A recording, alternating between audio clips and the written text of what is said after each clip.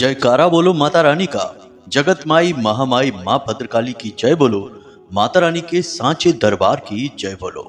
तो तुला राशि वालों, आप सभी का स्वागत करते हैं तुला राशि भिंड यूट्यूब चैनल में। बंधुओं, सावधान हो जाइए, शनि देव का यह संदेश आपको सचमुच में रुला देगा।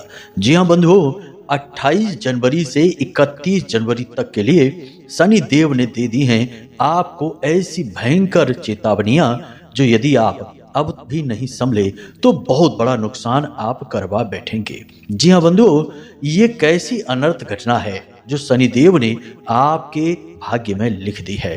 कहीं ऐसा ना हो कि आप इस घटना के शिकार हो जाएं और आपके जीवन में जो थोड़ी बहुत खुशियां अब बाकी रह गई हैं वे भी शनि देव के इस क्रोध की भेंट चढ़ जाएं।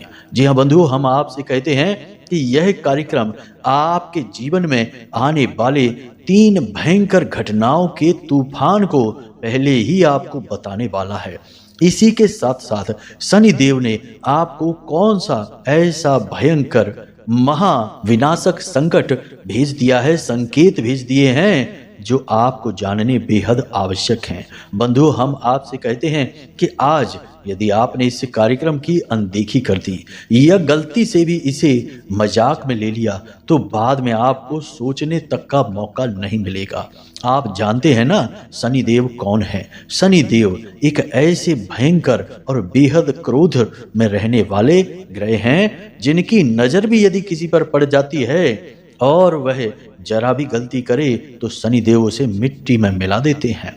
अब समय आ गया है जब आप शनि देव के इस संदेश को अच्छी तरह से समझ लें, क्योंकि अब महीना बदल रहा है, नए महीने की शुरुआत हो रही है और यह जो नया महीना है ना फरवरी का, यह आपके जीवन में बड़े ही चमत्कारी, बहुत ही शुभ घटनाओं को लेकर आने वाला है। ऐसे ऐसे विचित्र बेहद शुभ योग बन रहे हैं जो आपको लाखों करोड़ों रुपए में धन दौलत में तौल देंगे, आपकी हर मनोकामना पूरी कर देंगे। ऐसे ऐसे विचित्र बेहद शक्तिशाली योग जो आपकी हर एक दुख तकलीफ को कुछ ही पलों में समाप्त करने का दम रखते हैं। कुल मिलाकर देखा जाए तो ग्रहों की बदलती चाल आपके अनुकूल होती जा रही है। पल प्रतिपल आपके जीवन में अच्छी घटनाएं आपके नजदीक आती जा रही हैं, लेकिन इन सभी शुभ घटनाओं के बीच शनि देव ने यह कैसा भयंकर संदेश आपको दे दिया है। अब यदि आप इस संदेश को अनदेखी करेंगे तो यह बिल्कुल वैसा ही होगा जैसे कि जानबूझकर मक्खी को निगल जाना, या फिर यूं कहें कि कुल्हाड़ी पर ही अपने पैर को दे मारना। जी हाँ बंधु, हम आपसे निवेदन करते हैं, हाथ जोड़कर कहते हैं कि आज इस कार्यक्रम की अनदेखी मत करना। आने वाले 3 से 5 दिनों में कौन सी 3 भयानक घटनाएं हैं जो आपको पूरी तरह से बर्बाद कर देंगी, मिटा डालेंगी, इनके विषय में आपको हम बताएंगे। इसी के साथ साथ फरवरी के महीने में शुरुआत से ही कौन से वे बेहद शुभ, पवित्र और महाशक्तिशाली योग बन रहे हैं जो आपको बहुत कुछ देने के लिए तैयार खड़े हैं, अपनी बाहें फैलाकर आपका स्वागत कर रहे हैं। बस समस्या यही है कि आपने यदि शनि देव के इस संदेश की अनदेखी कर दी तो ना तो आपको शुभ योगों का लाभ मिल पाएगा और ना ही आप अपने दुख तकलीफों से कभी मुक्ति प्राप्त कर पाएंगे। इसका कारण यह है कि शनि देव को कलयुग का सबसे शक्तिशाली ग्रह कह सकते हैं, कहीं कहीं तो कलयुग का राजा भी कहा गया है। अब ऐसा क्यों? क्योंकि शनि देव के पास कर्म की शक्ति है, यानी कि न्याय फलदाता हैं, कर्म फलदाता हैं और सबसे बड़ी बात कि भाग्य के निर्माता और विधाता भी हैं। तो ऐसे में शनि देव के पास संपूर्ण मानव जाति की सारी शक्तियां समाहित हैं। तो जो शनिदेव से निवेदन करता है, शनिदेव को अपने अनुकूल बना लेता है, वह तो माला माल हो जाता है। और जो जरा भी टेढ़ी चाल चलता है, शनिदेव की अनदेखी करता है, वह चाहे राजा ही क्यों ना हो, रातों रात मिट्टी में मिल जाता है। राजा हरिश्चंद्र की कहानी तो आपने सुनी ही होगी, प्रभु श्री राम की कहानी तो आपने सुनी ही होगी, जिन्हें 14 वर्ष का वनवास लगा। राजा हरिश्चंद्र को तो बाजार में सरेआम बिकना पड़ा। गणेश जी पर शनि की 7.5 का ऐसा दुष्प्रभाव लगा कि उनका तो सिर ही कट गया। तो अब समझिए कि कितनी शक्तिशाली है शनि की ऊर्जा।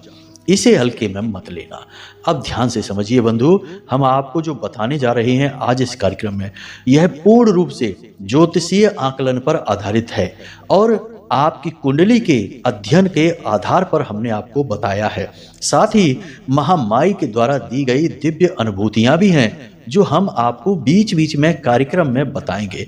इसी के साथ साथ हम आपको 5 ऐसे कार्य बताएंगे जो इस पूरे फरवरी के महीने में आपको शुरुआत से ही करने प्रारंभ कर देने हैं। तो हर नकारात्मक योग घटना कट जाएगी। कोई भूत प्रेत तंत्र मंत्र की क्रिया आपके ऊपर यदि है तो वह दूर भाग जाएगी, कोसों दूर भाग जाएगी। और जिसने यह क्रिया आपके ऊपर की है ना, यह जाकर उल्टा उसी का विनाश कर देगी। लेकिन इन सब से कहीं बढ़कर आपको मिलेगा शनिदेव का प्रेम, और यही इस कलयुग की सबसे बड़ी जरूरत है। इसीलिए सब प्रपंच खेले जाते हैं। आप देखते हैं ना कि लोग तरह तरह के पूजा पाठ अनुष्ठान करते हैं जिसमें कि नवग्रह स्थापना के साथ शनिदेव का भी पूजन होता है। तो ग्रहों की ऊर्जाओं को अनदेखी न करें, इन्हें मान्यता देनी ही पड़ेगी, वरना यूं ही भटकते रहें। देवी देवता भी आपकी पूजा स्वीकार नहीं करेंगे। बंधुओं, करने वाली बहुत सारी बातें हैं जो इस कार्यक्रम में हम आपको बताएंगे। बस आपको अपना पूरा ध्यान इस कार्यक्रम पर रखना है, हर एक बात को बारीकी से समझना है, और जो बातें हम बता रहे हैं ना, इन बातों को अपने जीवन में उतारना भी है। केवल सुन लेने से बदलाव नहीं आ जाते हैं, अमल में भी चीजों को लाना पड़ता है। इसलिए सब बातों को अच्छी तरह से समझना बंधुओं। हमने बड़ी मेहनत से, बड़े दिल से, बहुत उम्मीदों के साथ महामाई की कृपा और आशीर्वाद को आप तक पहुंचाने का इस कार्यक्रम के माध्यम से प्रयास किया है। बस आप इसे पूरा देख लेंगे तो हमारी मेहनत और महामाई के प्रति हमारी भक्ति सफल हो जाएगी। उम्मीद है आप हमारी भावनाओं को समझ चुके हैं। तो चलिए अब अपने मूल विषय को प्रारंभ करते हैं, महामाई को याद करते हैं। कमेंट बॉक्स में लिख डालिए, जय मां भद्रकाली कृपा करो। महामाई निश्चित रूप से आपके ऊपर कृपा करेंगी, हमें पूर्ण विश्वास है। इसी के साथ साथ बंधुओं, आपसे एक निवेदन और है कि यदि आप इस चैनल कार्यक्रम पर पहली बार आए हैं तो आप इस चैनल को सब्सक्राइब अवश्य कर लें और कमेंट बॉक्स में लिख दें, मैं भी माई के परिवार का हिस्सा हूं। कितने गौरव की बात है कि आज आपको मौका मिला है महामाई मां भद्रकाली के परिवार का हिस्सा होने का। वैसे तो कण कण इस प्रकृति का माई का ही हिस्सा है, लेकिन आज हम इस बात को कहकर ही अपने आप को धन्य बना लेंगे। तो लिख डालिए, मैं भी माई के परिवार का हिस्सा हूं। चलिए बंधुओं, अब कार्यक्रम के मूल विषय को प्रारंभ करते हैं। कब आप जीवन में तरक्की करेंगे, कब आपके जीवन में बाधाएं आएंगी, कब रोग आएंगे, कब दुर्घटना होगी, कब आपकी संतान होगी, कब आपका विवाह होगा, ये सारी बातें जानने का क्या तरीका है? अक्सर लोगों के मन में यह उत्सुकता रहती है। या फिर जीवन में इतनी उथल पुथल क्यों है, परेशानियां क्यों हैं, क्यों हर पल केवल और केवल टेंशन है, कोई भी काम कर लो उसमें कामयाबी नहीं मिलती है। इन सब का कारण बताना और उनका समाधान कहां से प्राप्त होगा? केवल एक ही मार्ग है, आपकी कुंडली। आपके पैदा होते ही आपके पूरे जीवन की कहानी ग्रह नक्षत्रों के आधार पर लिख दी गई है। आपके जीवन की एक सिंगल घटना भी उस कुंडली के दायरे से बाहर नहीं जाएगी। यदि आपको भी अपने जीवन में श्रेष्ठ मार्गदर्शन की तलाश है और जीवन की समस्याओं का कारण जानना है, तो नंबर हमने दे रखा है वीडियो में। इस नंबर पर फोन करिए। 10 बजे से 4 बजे के बीच कभी भी फोन करके अपनी डिटेल बताइए। एक छोटी सी दक्षिणा के साथ अपनी कुंडली का श्रेष्ठतम आकलन करवा डालिए। बंधु, एक बात ध्यान रखना, जब भी कोई नया समय काल प्रारंभ होता है तो वह हमारे जीवन की और इस संसार की ऊर्जाओं को परिवर्तित अवश्य करता है। जैसे कि महीना परिवर्तित हुआ और फरवरी का नया महीना आने को प्रारंभ हुआ, तो आपके जीवन में भी कुछ ना कुछ सूक्ष्म ही सही, थोड़े बहुत ही सही परिवर्तन जरूर आएंगे। तो अब ध्यान से सुनिए, फरवरी के इस महीने में शुरुआत से ही आपके जीवन में कुछ शुभ परिवर्तनों की आवक होगी। जैसे कि जो भी आपके अटके हुए काम थे, कोई विवाद था, कहीं पैसा आपका अटका हुआ था, नौकरी में उच्च अधिकारी आपकी कोई बात नहीं मान रहे थे, या फिर कोई एक ऐसा व्यक्ति था जो आपको लंबे समय से परेशान करता चला आ रहा था, चाहे वह अपना ही हो या पराया हो, कोई फर्क नहीं पड़ता है, वह बस आपको परेशान कर रहा था। तो अचानक आप उसके व्यवहार में इस फरवरी के महीने की शुरुआत से ही अंतर महसूस करेंगे। कार्यस्थल पर, चाहे आप नौकरी करते हैं, चाहे आप व्यवसाय करते हैं, दुकान है, फैक्ट्री है, कोई व्यवसाय है, वहां पर भी आपको अचानक सकारात्मक ऊर्जा का वातावरण महसूस होगा। पहले जहां ग्राहक कम आते थे, अब ग्राहकों की संख्या धीरे धीरे बढ़ने लगेगी। इसी के साथ साथ आपके घर में भी कुछ सकारात्मक घटनाओं के संकेत मिलने लगेंगे। जैसे कोई धार्मिक मांगलिक अनुष्ठान हो जाएगा, किसी का विवाह तय हो जाएगा, किसी की नौकरी लग जाएगी, घर में कोई बीमार रहता था तो वह ठीक हो जाएगा, मतलब कि उसकी बीमारी में सुधार होने लगेगा। कुल मिलाकर परिवार का माहौल अचानक से सकारात्मक सा होने लगेगा।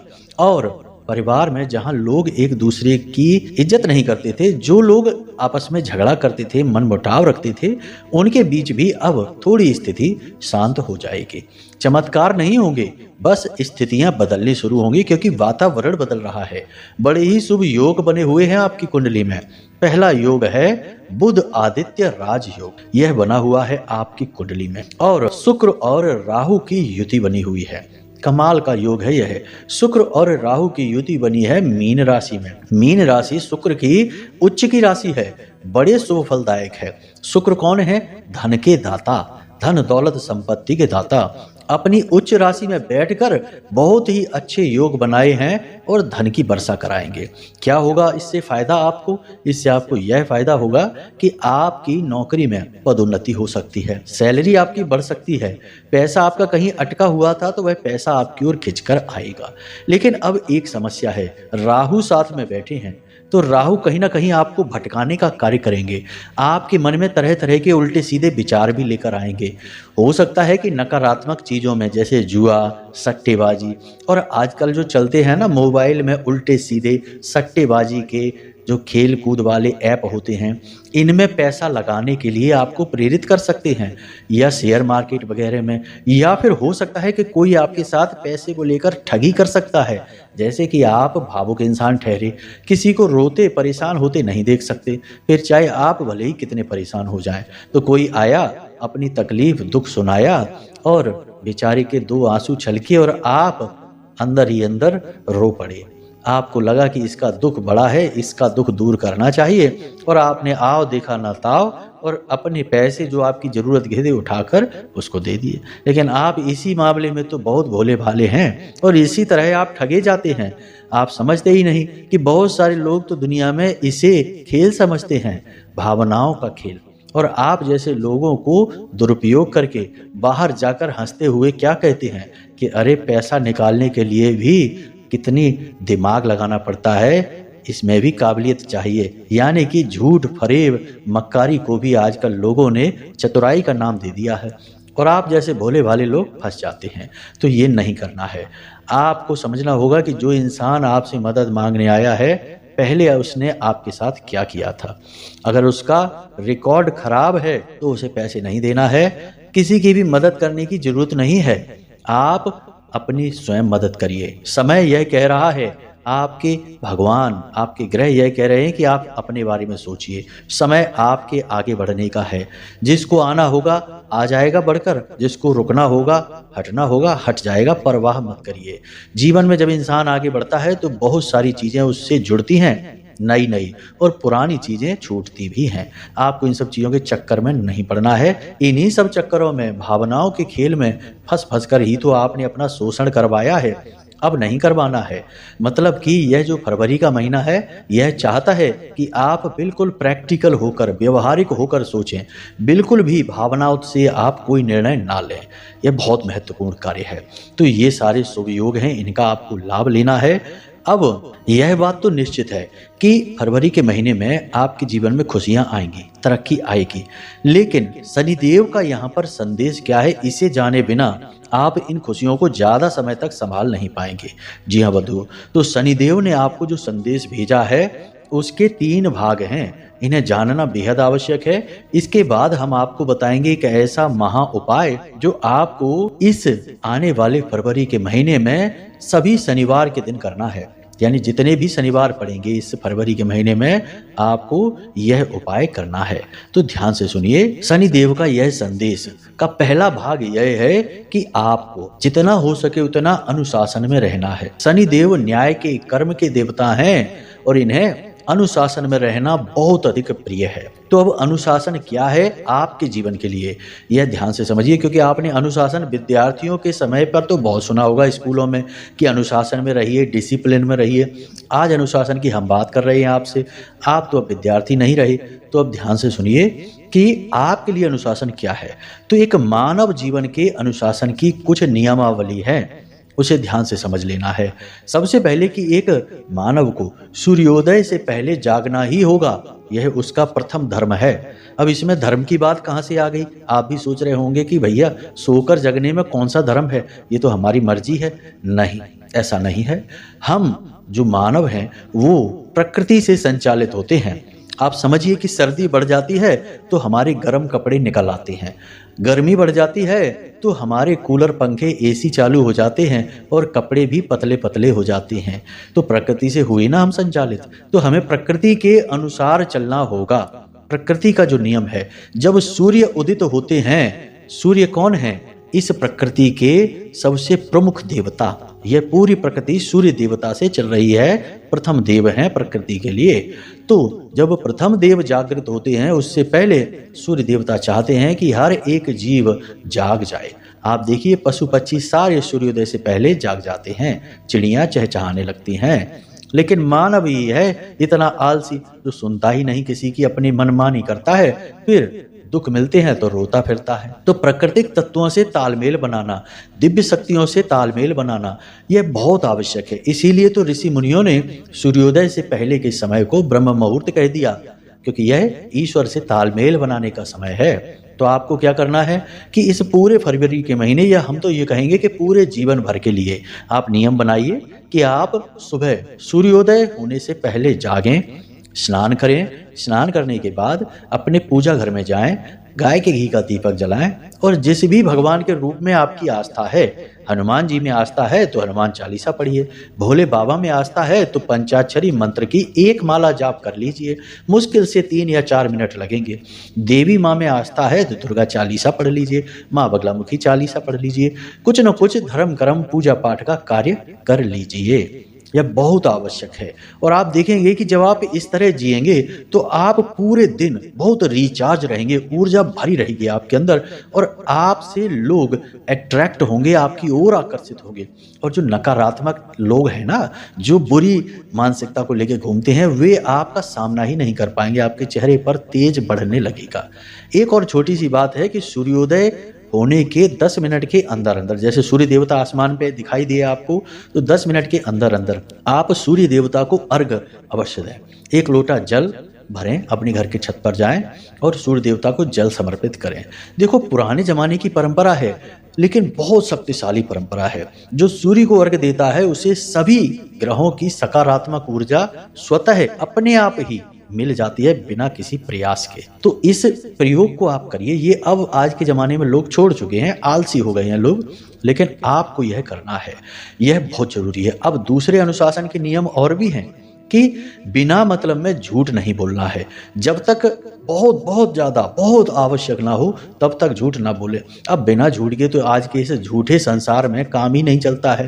पूरा संसार का ढांचा ही झूठ से बना हुआ है, तो मजबूरी हो जाती है। तब भी झूठ बोलते समय आप देख लीजिए कि किसी की हानि ना हो, किसी को कष्ट पीड़ा ना पहुंचे। बाकी छोटी मोटी जगह पर यह मजबूरी है, उस समय छोड़कर सामान्य समय पर आप सत्य ही बोलिए। तीसरी नियमावली कि अपने से कमजोर का कभी अपमान नहीं करना है, उसे भरपूर सम्मान देना है। कुछ लोगों को हमने देखा कि जो ऑटो चलाते हैं, बेचारे कमजोर हैं, सब्जी बेचते हैं, तो लोग उनसे बड़ी ही हीन भावना के साथ बात करते हैं और बहुत ही उनकी शैली असभ्य होती है। तो क्या उनके बेचारों के मान सम्मान नहीं है? उनके भी तो देवी देवता हैं, उनके भी तो ग्रह नक्षत्र हैं। उनकी जो आपने अपमान करके चले आए अपनी सेखी बघरा कर कि आप तो अमीर हैं, वो बेचारे गरीब हैं, क्या उनके दिल में दर्द नहीं हुआ? क्या उन्हें दुख नहीं हुआ कि ये कितनी बुरी तरीके से हमसे बोला? अब उनका जो दिल का दर्द है वह शनिदेव देख रहे हैं, क्योंकि उनके मालिक शनिदेव हैं। याद रखना कि जो लेबर वर्ग, निम्न वर्ग के लोग हैं, मजदूर वर्ग के लोग हैं, उनके मालिक शनिदेव होते हैं। तो फिर शनिदेव आपको देख लेंगे। आप तो वहां से चले आए, बाद में पता चला कि ऐसा जोरदार घाटा लगा कि खुद की नौबत आ गई कि ऑटो चलाना पड़ रहा है या फिर सब्जी बेचनी पड़ रही है। समय का कुछ पता नहीं है। इसलिए जो भी आपसे निचले दर्जे पर हैं उनका बहुत सम्मान करिए, आप कह के बात करिए, धीमी भाषा में बात करिए। आप देखेंगे कि जब आप उनसे इस शैली में बात करेंगे ना, तो वो इतने खुश हो जाएंगे कि आपको मुस्कुराते चेहरे से हमेशा दूर से देखकर ही नमस्कार करेंगे, आपका बहुत स्वागत करेंगे और हमेशा आपको ही सबसे पहले प्राथमिकता देंगे। और जब ऐसा होगा ना, तो स्वयं शनिदेव ही हैं जो आपको मुस्कुराकर स्वागत कर रहे हैं उनके रूप में। देखिए शनिदेव कैसे आपके जीवन की हर बाधा, हर एक गांठ को ऐसे खोलते हैं कि आपको तकलीफ होगी ही नहीं, दर्द समस्या कभी होगी ही नहीं। तो अनुशासन के ये नियम हैं, इन्हें आपको मानना होगा। दूसरा शनिदेव का संदेश यह है कि हर हालत में, चाहे बुरी हो परिस्थिति, महा से महा भयानक स्थिति जीवन में क्यों ना हो, आपको सकारात्मक रहना है। ऐसा वैसा सकारात्मक नहीं कि थोड़ी देर के लिए तो बोल दिया कि चलो ठीक है, जो होता है अच्छे के लिए होता है, उसके बाद फिर आधे घंटे तक बैठकर रोना रो लिया कि हमारी जिंदगी ही बर्बाद क्यों होती है, हमें ही इतने दुख क्यों मिलते हैं, भगवान हमारे पीछे क्यों पड़ी हैं। नहीं, ये कोई सकारात्मक नहीं, ये सकारात्मक होने का ढोंग है। आपको ढोंग नहीं करना है, आपको अपने मन को समझाना है, मन को मजबूत करना है, अपनी शक्ति को बढ़ाना है, अपनी आत्मिक ऊर्जा को बढ़ाना है और बुरी से बुरी परिस्थिति को भी सीना चौड़ा करके सह जाना है। परीक्षाएं तो इस संसार में भगवान की भी हुई हैं। क्या प्रभु श्री राम ने परीक्षा नहीं दी? 14 वर्ष वनवास में रहे। हनुमान जी ने परीक्षा नहीं दी क्या? विचारों के ऊपर कितना हमला हुआ, कभी इंद्र ने मारा, कभी किसी ने मारा, लेकिन आप देखिए कि क्या उन्होंने कभी दुखड़े अपने सुनाए किसी को? कृष्ण भगवान को भी तो बार बार अपना स्थान बदलकर जाना पड़ा। कभी गोकुल में पले, कभी मथुरा चले गए, कभी द्वारका चले गए और कभी युद्ध में बेचारे फंस गए। उनका तो कोई युद्ध भी नहीं था, तब भी बेचारों को अर्जुन का सारथी बनना पड़ा। तो अपने दुख और तकलीफों के लिए कभी भी दुखी मत होइए। ये सारे जो आपके दुख तकलीफ है ना, ये आपके पिछले जन्मों के पाप कर्मों को काटने की एक क्रिया है जो चल रही है और प्रकृति का विधान है। ईश्वर इसी तरह आपको शुद्ध करेगा। वह कैसे शुद्ध करेगा आपको? आपने कुछ ऐसे जाने अनजाने में गलत कर्म कर दिए हैं और उनका जो आपके ऊपर बंधन है, बोझ लदा है, उसे वह कैसे उतारेगा? आपको कष्ट देकर ही तो उतारा जाएगा। सोचकर देखिए कि जब आप बीमार होते हैं तो आप डॉक्टर के पास जाते हैं, डॉक्टर कहता है इंजेक्शन लगेगा, बोतल लगेगी। तो डॉक्टर ने इंजेक्शन लगाया तो कितना दर्द हुआ, उसने बोतल चढ़ाने के लिए सुई चुभाई तो कितना दर्द हुआ।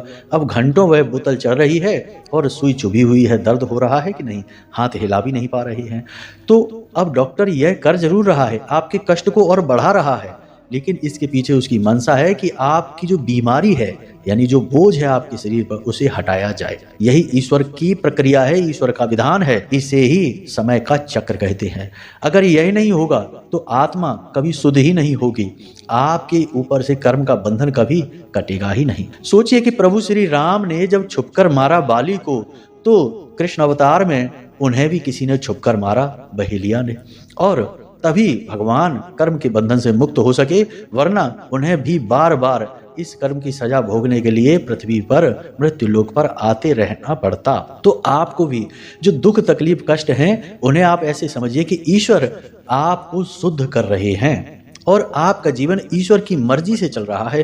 कितनी बड़ी बात है कि भगवान स्वयं आपके जीवन को चला रहे हैं, आपके मालिक हैं, आपकी गाड़ी के ड्राइवर बन गए हैं। इसीलिए तो अर्जुन के रथ के सारथी थे श्री कृष्ण, आपके रथ के भी सारथी भगवान बन गए हैं।